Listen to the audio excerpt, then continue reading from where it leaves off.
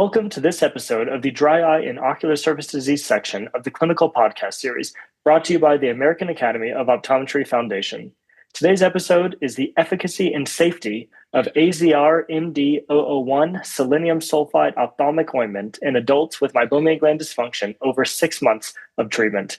My name is Kaleb Abbott. I'm an optometrist and assistant professor at the University of Colorado School of Medicine in our dry eye clinic, and I'm joined by Dr. Lisa Hornick, who's the director of dry eye services at Stanford Ranch Optometry near Sacramento, California. We are so excited to have her join the podcast today to discuss a promising MGD therapy on the horizon. Thank you for joining us today, Lisa. Thanks for having me. Happy to be here. Despite the recent increase in dry eye prescription options in recent years, we still don't have a medication that is specifically addressing meibomian gland dysfunction. Why do you think that is?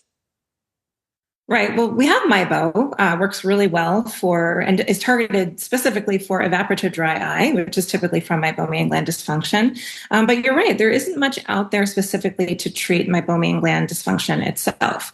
Traditionally, we use our in-office treatments for that. So things like intense pulse light, low-level light therapy, thermal pulsation, radio frequency, and then follow that with a manual expression in order to unclog those glands. So it is very exciting that there's this new medication on the horizon. Definitely. So selenium sulfide is the drug that we'll be talking about today, and it is specifically targeting keratinization. Can you explain what keratinization is and why it's a problem in MGD? Yeah, absolutely. So keratinization is the abnormal production and deposition of keratin along the lid margin and on top of the meibomian gland orifice. So this is definitely a problem with meibomian gland dysfunction because this abnormal keratinization can block the meibomian glands and alter that meibum quality and quantity. So that we know can lead to further obstruction of the meibomian glands, which then leads to more dry eye. Yeah. Well stated. So this is a confusing topic for a lot of people. So can you explain how this study was conducted? Absolutely. This is a really interesting study. It was a phase 2 vehicle-controlled randomized extension trial. So the purpose was to determine the efficacy and safety of AZR-MD-001 in two concentrations, the 0.5% and the 1%. And this is actually in an ophthalmic ointment, so it's not in a drop form, but in an ointment form. And we're comparing that relative to the vehicle over 3 to 6 months. So typically we do, these studies in a shorter time period, so maybe a 1 to 3 month period, but this is an extension study, so we're actually looking out longer, so 3 to 6 months instead. The selenium sulfide or the vehicle was applied to the lower eyelid twice weekly. And again, this is important that it was weekly. We normally think of our dry eye medications as being applied daily. Typically, our sporians, our immunomodulators are usually twice daily, but this was only twice weekly. It was conducted on adults only, and they all had meibomian gland dysfunction. They were also asked to discontinue any other dry eye or meibomian gland treatments, dysfunction treatments while in the study. There was a couple key endpoints, and those included the difference between the groups in the change from baseline and the clinical signs.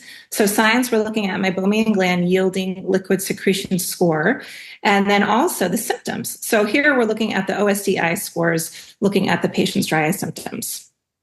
Okay, and what did the study find? What were the results? Yeah, so there was actually quite a lot of positive results from this study. I won't go over everything here in this podcast, but I will go over the highlights for you.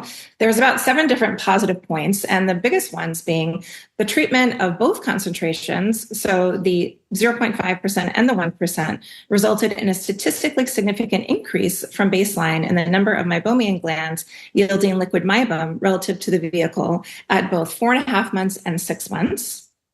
And then also the percentage of participants who no longer showed evidence of dry eye symptoms, so again, looking at that OSDI score, was statistically significantly higher for both treatment groups, again, at 6 months compared to the vehicle. There was quite a few other things that were looked at. They looked at meibomian gland secretions. That was also significantly improved. They looked at speed scores. Those were also significantly decreased, meaning that the symptoms were actually getting better. And that also, there was another symptom questionnaire called the Ocular Discomfort Questionnaire, or VAS. And that one also showed that there was improvement, in other words, a decrease in the dry eye symptoms. There were just some slight negative effects. So for the dry eye symptoms, the change from baseline in the OSD scores reached statistical significance for the 0.5% group versus the vehicle at 6 months, but was not statistically significant at 4.5 months for the 0.5% group or the 1% group. And then also tear breakup time was looked at, but that was also found to not be a statistically significant improvement. I see. So symptoms improved in some ways that they measured it, and then other ways symptoms didn't improve. Okay. Right. And then what about the safety of this kind of novel ophthalmic ointment? Yeah, so safety was also something that was very interesting. When they first started the study, so from that baseline to 3 months, there was actually 55.91% of all participants that had some sort of adverse effect.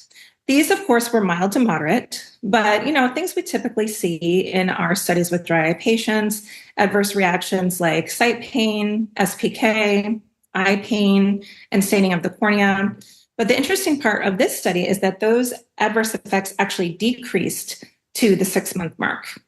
So overall, there were no serious side effects or anything during the study that were considered by investigators to be related to the treatment.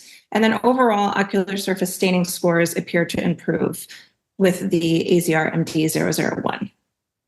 I guess when we think about the safety or kind of any side effects with this ointment, if you're only having to apply it twice a week and it's working well overall to treat MGD, I think the patients could probably tolerate a little bit of burning and stinging, and if they're not having to do it twice a day, but rather just twice a week. So I guess that's something else to keep in mind. Yeah, and exactly. And that was a lot of information. So the key takeaway here is that AZR-MD-001 at 0.5% was effective in treating signs and symptoms of meibomian gland dysfunction over 6 months with a lowered observed incidence of new adverse effects over time. So in other words, what that means is it is effective, and then over time there are less side effects. So that's good news. Okay. That is good news. So how is this working? I mean, when you read about this, you hear that there's keratolytic effects, there's keratostatic effects, there's lipogenesis happening. Can you explain how this is actually improving meibomian gland function?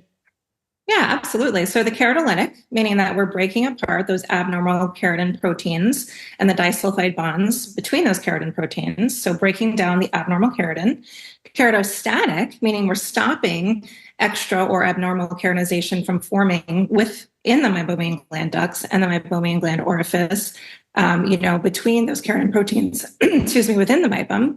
And then lipogenesis, we're increasing the maturation rate of meibocytes, and that results in increased meibum production. So we're getting rid of that abnormal keratin to begin with. We're stopping further extra keratin, and then we are, resulting in increased meibum production. So those are all ways that we're helping with meibomian gland dysfunction. Oh, that is great. So it's attacking it in multiple different mechanisms of action here.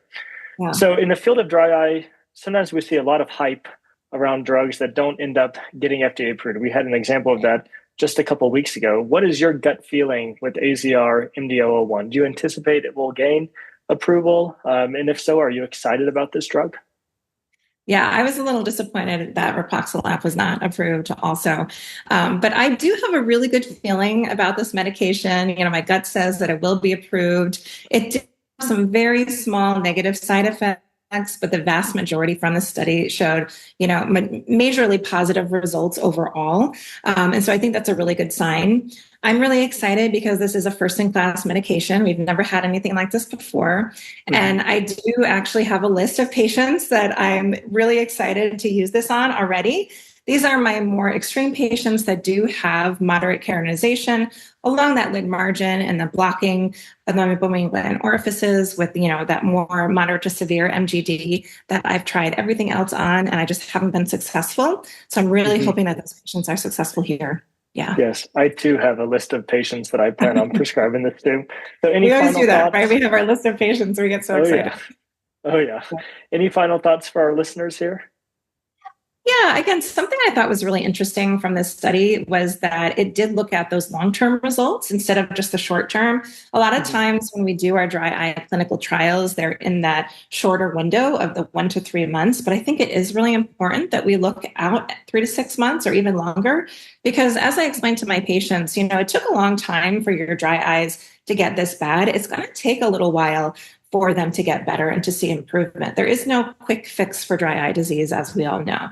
So just, kind of hang in there and give it some time, let the medication do its thing. And hopefully, those side effects will actually decrease over time, because sometimes we lose patients due to dropout because they're just not able to tolerate all the side effects. But just let them know that hopefully those side effects will improve over time.